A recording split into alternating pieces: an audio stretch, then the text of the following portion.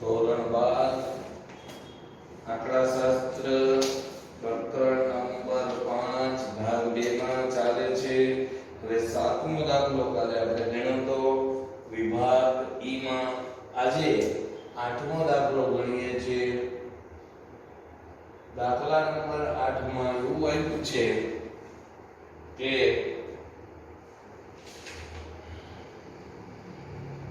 એક વસ્તુની માંગનું વિધેય p બરાબર માંગનું વિધેય છે p બરાબર 30 x નો વર્ગ.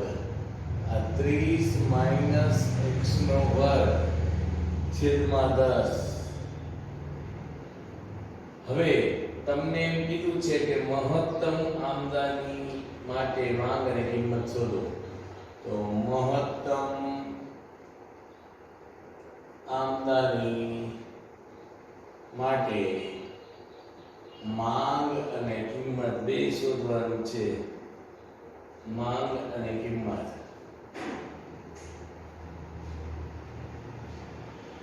તો અહીંયા મહત્તમ આમદની માટે માંગ અને કિંમત શોધવા માટે પહેલા આપણે વિકલન કરવું પડશે.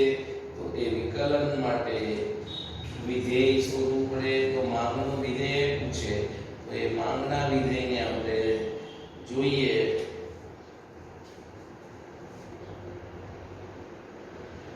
માંગનું વિધેય આપેલું છે આપણને p બરાબર 30 x નો વર્ગ છેદમાં 10. તો હવે આપણને ખબર છે કે આમદની વિધેય શું છે? આમદની વિધેય r બરાબર શું છે? x ગુણ્યા p અથવા p ગુણ્યા x. તો જો તમને અહીંયા x બરાબર m નો મૂકી દો, p ની કિંમત આપી છે 30 x નો વર્ગ છેદમાં 10. તો અહીંયા આપણે x વડે ગુણીએ તો શું થશે? 30x x નો વર્ગ છે એ ઘન થઈ જશે, x નો ઘન, અને છેદમાં 10 એમ રહેશે. તો હવે આપણને વિકલન કરવું પડશે. તો વિકલન કરીએ તો વિકલન આપણને ખબર છે r બરાબર આવ્યું.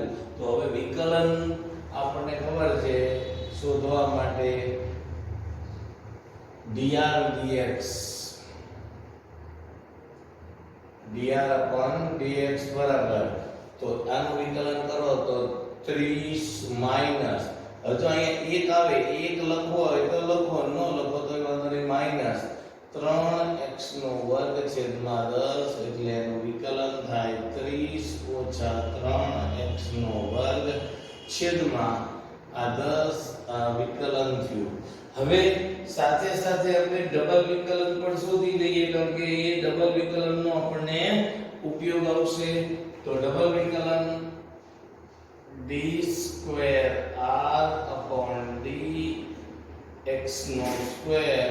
તો અહીંયા શૂન્ય થઈ જશે, માઈનસ 3 દુ 6x છેદમાં આ 10. એટલે જવાબ આવશે માઈનસ 6x છેદમાં આ 10 આવશે. આ ડબલ વિકલન થયું. હવે આપણને ખબર છે કે મહત્તમ આમદની માટે આપણે શું કરવું પડે છે? તો સૌપ્રથમ મહત્તમ આમદની માટે d સ્ક્વેર. હવે જો અહીંયા તમારે ભાગ ચાલે છે, હજી જુઓ તો 3x છેદમાં 5 થાય. અહીંયા આનું વિકલન માઈનસ 3x છેદમાં 5, હજી ભાગ ચાલે. એટલે હવે આપણને બે શરતો છે મહત્તમ કિંમત માટે. પહેલા dr dx માં 0 મૂકી દો મહત્તમ આમદની માટે. તો મહત્તમ આમદની માટે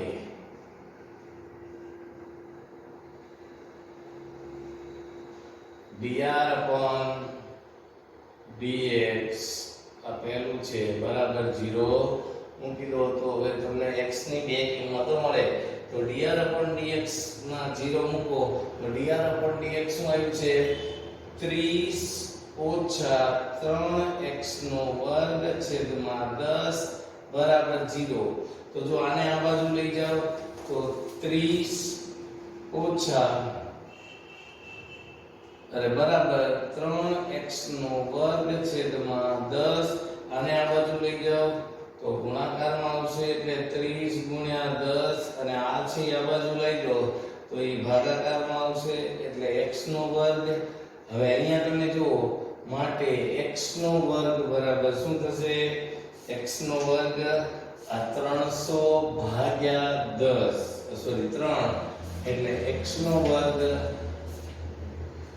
બરાબર 100 આવશે 300 ભાગ્યા 3 એટલે 100 એટલે x બરાબર 10 અથવા x બરાબર -10 પણ -10 છે એ શક્ય નથી અશક્ય છે કારણ કે માંગ છે એ માઈનસ ઋણ ન હોઈ શકે એટલે આ થઈ વાત મહત્તમ આમદની માટેની હવે તમને એવું કીધું છે કે મહત્તમ આમદની થઈ ગઈ પછી હવે આપણે ડી ડબલ વિકલન છે એની કિંમત 0 કરતા નાની આવવી જોઈએ તો એ માટે આપણે શરત છે કે d2r upon dx2 less than 0 આવવું જોઈએ બીજી શરત છે કે d2r upon dx2 એ less than 0 આવવું જોઈએ તો આ એક બીજી શરત છે તો આના માટે આપણે શું કરવાનું છે જે ડબલ વિકલન કર્યું એ ડબલ વિકલનની કિંમત છે એ મૂકી દઈએ તો હવે તમને કિંમત મળશે તો ડબલ વિકલન શું આવ્યું d2r upon dx2 બરાબર શું આવ્યું -3 ના છેદમાં 5 એટલે 3x છેદમાં 5 લખો તો પણ ચાલશે આ વિકલન આવ્યું તો હવે તમે એને આ બાજુ લઈ જાઓ તો તમને કિંમત મળશે x બરાબર એમાં x બરાબર 10 મૂકી દો તો તમને જે કિંમત મળશે કેવી મળશે આને લેસ ધેન 0 થવું જોઈએ તો આમાં x બરાબર 10 મૂકતા તો x બરાબર 10 મૂકીએ આ -3 x ની જગ્યાએ 10 છેદમાં 5 5 દુ 10 3 દુ 6 એટલે -6 એ કેવા છે લેસ ધેન 0 છે એટલે x બરાબર તમે 10 મૂક્યું એટલે કેટલા આવ્યા 10 આવશે અને એ કિંમત છે એ માંગ 10 એકમ હોય ત્યારે આમદની મહત્તમ થાય છે આ એની શરત છે તો માટે માંગ 10 એકમે આમદની કેવી થશે મહત્તમ થશે એટલે વધુમાં વધુ થશે હવે એ આમદનીની કિંમત શોધવાની છે તો એ આમદનીની કિંમત શોધવા માટે મૂળ જે સમીકરણ હતું એમાં x બરાબર 10 મૂકી દો એટલે જે તમને છે એ આમદની મળશે કેટલી આમદની અથવા તો જે કિંમત છે એ કિંમત શોધવાની છે તો એ મૂળ સમીકરણ હતું એમાં x બરાબર 10 મૂકો એટલે તમને p મળશે તો p નું સમીકરણ p બરાબર 30 ઓછા x નો વર્ગ છેદમાં 10 માં x બરાબર 10 મૂકતા હવે જો 10 મૂકીએ તો p બરાબર 30 ઓછા 10 એનો વર્ગ છેદમાં 10 એટલે 30 ઓછા 100 ભાગ્યા 10 એટલે 30 ઓછા 10 એટલે p બરાબર 20 એટલે કે માંગ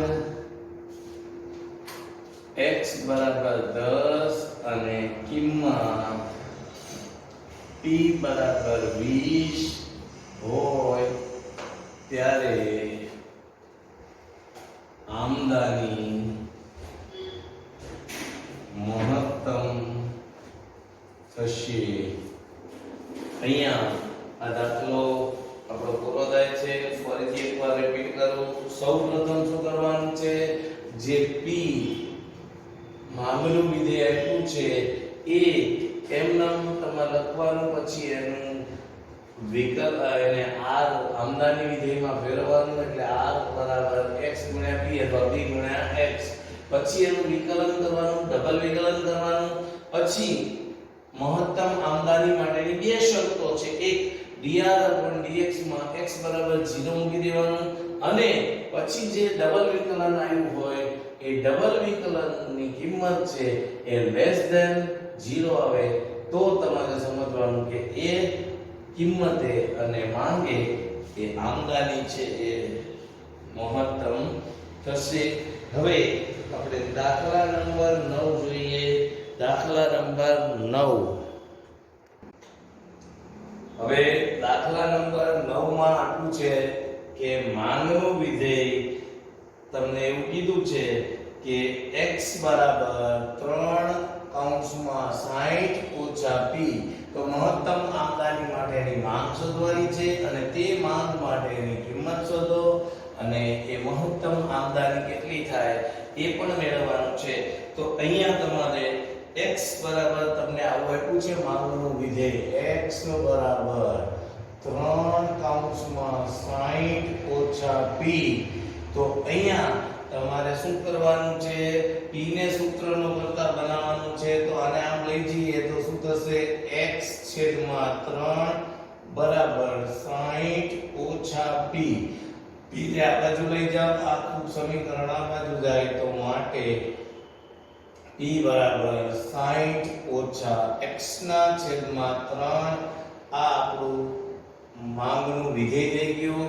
તો હવે આપણે મહત્તમ આમદાની માટે ખબર છે, તો મહત્તમ આમદાની વિધેય આપણને ખબર છે કે r બરાબર x ગુણ્યા p અથવા p ગુણ્યા x ગમે તે લખી શકો, બરાબર આ x ના x અને p ની જગ્યાએ આ સમીકરણ છે 60 - x છેદમાં 3. તો હવે x સાથે ગુણાકાર કરો તો 60x - x વર્ગ છેદમાં 3.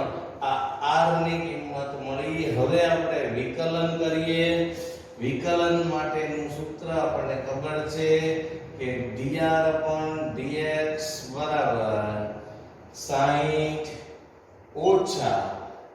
- x dx અને છેદમાં આ 3 as it is. આ વિકલન આવ્યું પહેલું સ્ટેપ. હવે દ્વિતીય વિકલન. તો દ્વિતીય વિકલન એટલે શું, તો એ ડબલ વિકલન કરવાનું છે. તો એ વિકલનનું પણ વિકલન એટલે d²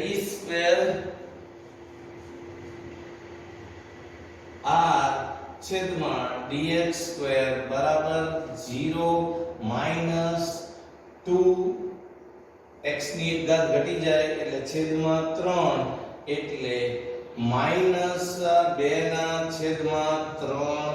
આ દ્વિતીય વિકલન આવ્યું. તો હવે અહીંયા આપણે પછીના બે સ્ટેપ છે આપણે અગાઉ ગણ્યા એ જ રીતે છે.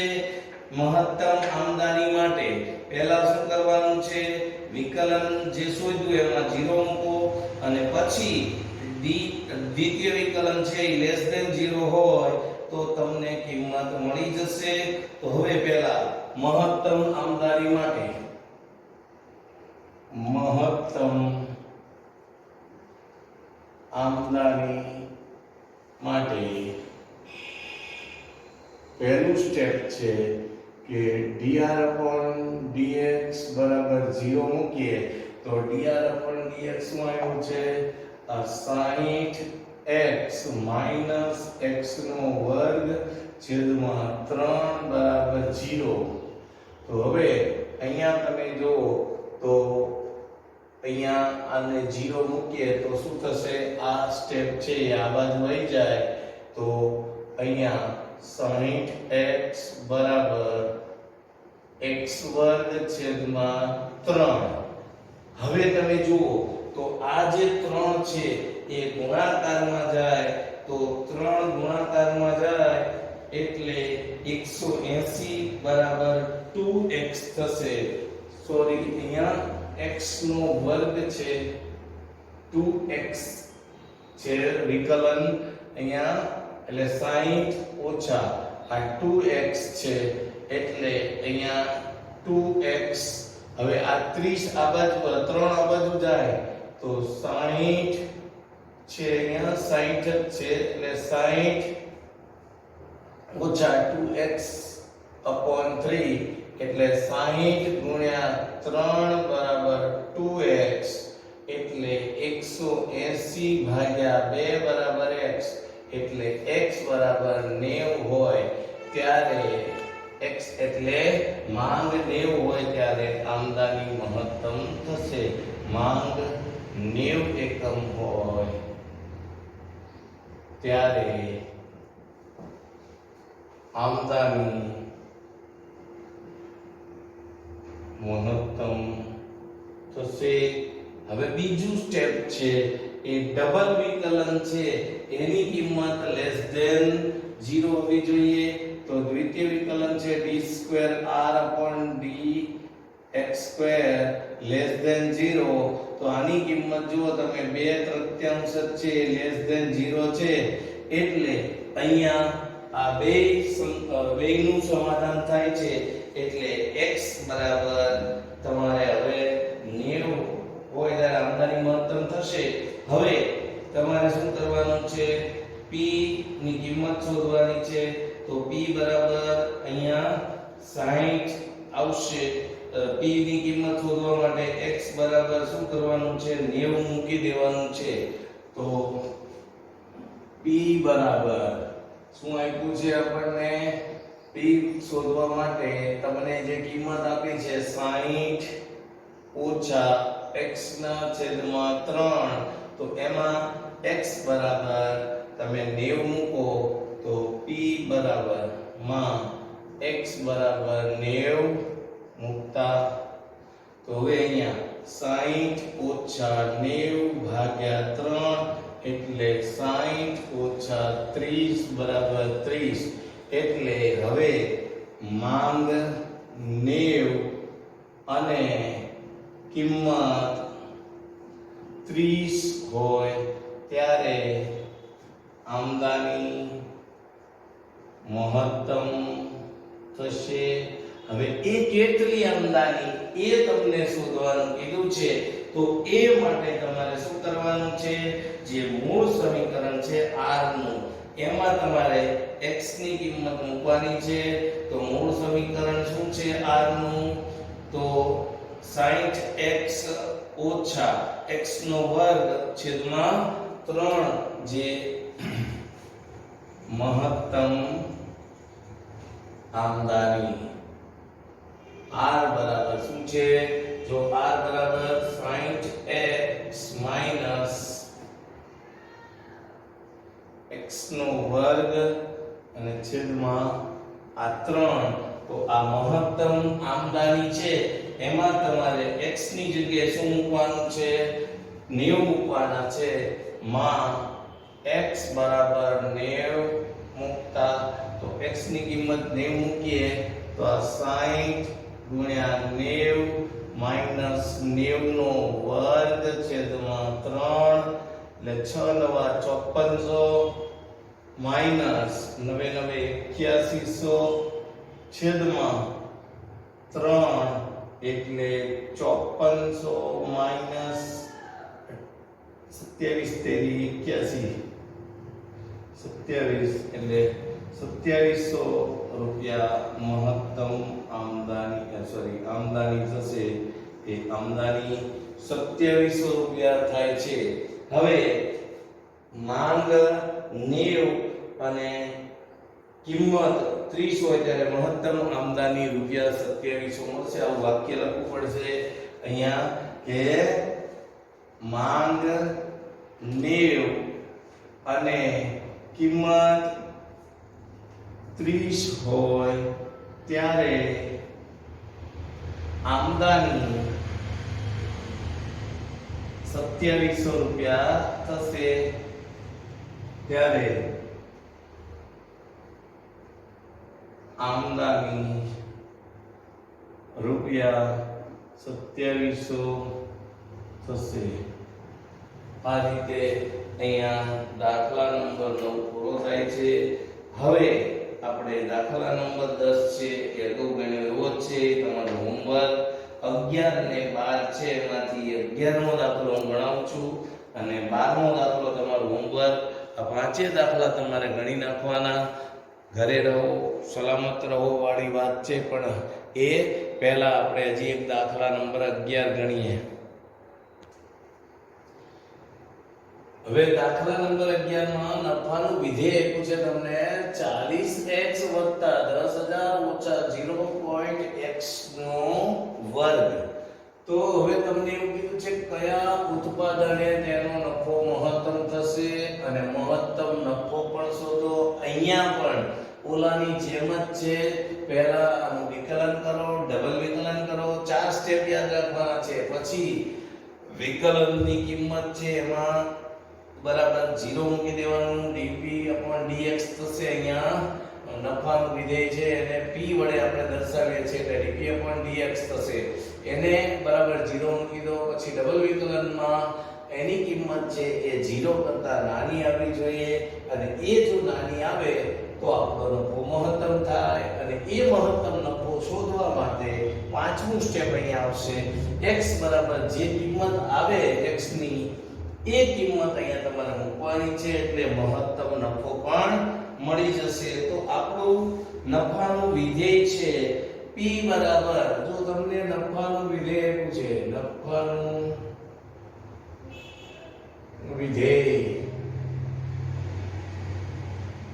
આ p બરાબર 40x વત્તા 10,000 ઓછા 0.1x નો વર્ગ.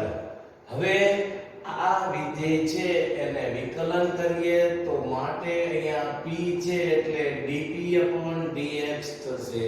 તો એનું વિકલન કરો તો અહીંયા 40 અને આ 1 આવશે આનું વિકલન, વત્તા આનું વિકલન 0 થાય, ઓછા આ 0.1 છે એમનો રહેવા દો અને આનું વિકલન કરો તો આ બે ઘાત અહીંયા આવે x અને એની એક ઘાત ઓછી એટલે આ રીતે લખાય. આપણે ડાયરેક્ટ લખવું હોય તો લખી શકાય પણ સમજણ પડે એટલા માટે 40 ઓછા આ 0 લખવાની જરૂર નથી.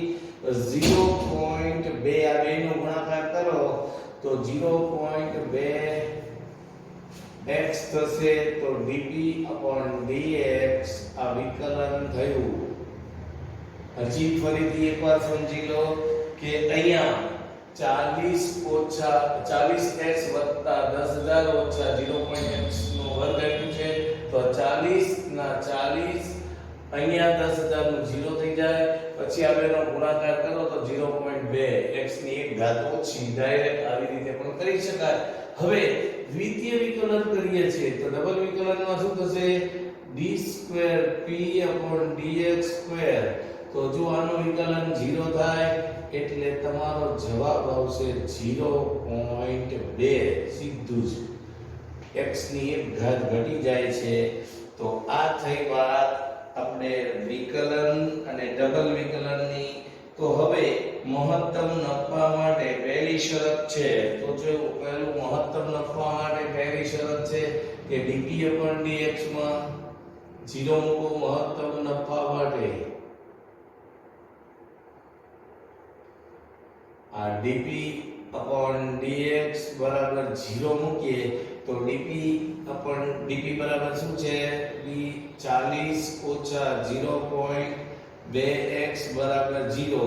તો આને આ બાજુ લઈ જઈએ તો 40 બરાબર 0.2x થશે. 2 ને આ બાજુ લઈ જાઓ તો 40 ભાગ્યા 0.2 બરાબર x.